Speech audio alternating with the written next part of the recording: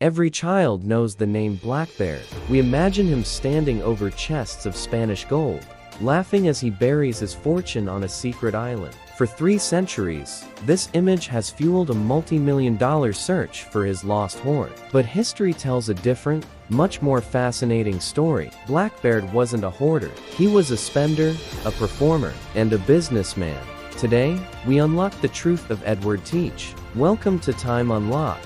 The 2-year terror. Most people think Blackbeard ruled the seas for a lifetime. In reality, his reign of terror lasted only about 2 years, from 1716 to 1718. He started as a privateer during the War of the Spanish Succession, before turning to piracy under the tutelage of Captain Benjamin Hornigold. Once he took command of a captured French slave ship, which he renamed the Queen Anne's Revenge, he became a hurricane of activity. But 2 years isn't enough time to accumulate the kind of wealth that fills a legendary treasure. Most of his captures were merchant ships carrying everyday goods like flour, indigo, and sugar. The theater of fear. Blackbeard's real weapon wasn't his 40 cannons. It was his face. He understood that if people were terrified of you, they would surrender without a fight. He would weave hemp fuses into his beard and light them before a battle, appearing to his enemies as a demon wreathed in smoke and fire. He wore multiple pistols across his chest, and a massive cutlass at his side.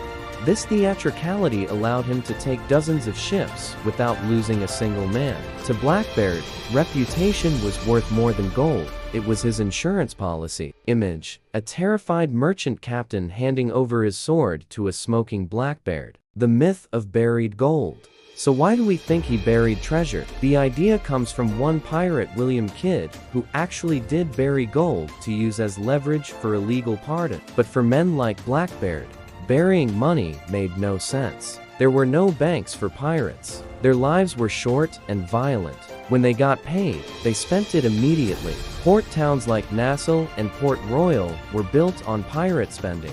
They were the ultimate consumers, fueling the local economies with every raid. Gold in the ground was useless to a man who could be dead by morning. The Queen Anne's Revenge.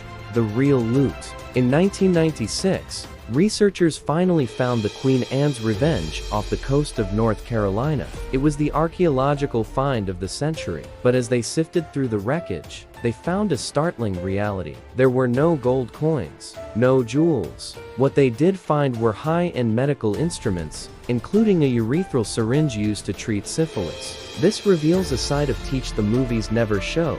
A captain who was deeply concerned with the health and survival of his crew. The ship was a floating fortress and a mobile hospital, not a bank vault.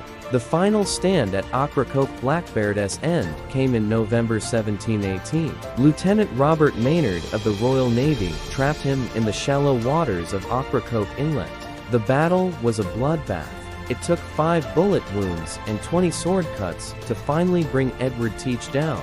Maynard beheaded the pirate and hung his head from the bowsprit of his ship as a trophy. When the authorities searched Teach's belongings and his hideouts, they found nothing but letters and supplies. The legendary treasure died with the man, because it only ever lived in his mind. The greatest treasure Blackbeard left us wasn't gold. It was his story. He created a legend so powerful that we are still searching for his ghost 300 years later. Thank you for joining us on Time Unlocked. If you want to keep exploring the truth behind history's greatest myths, subscribe and hit the bell icon. What's the next legend you want us to bust? Let us know in the comments.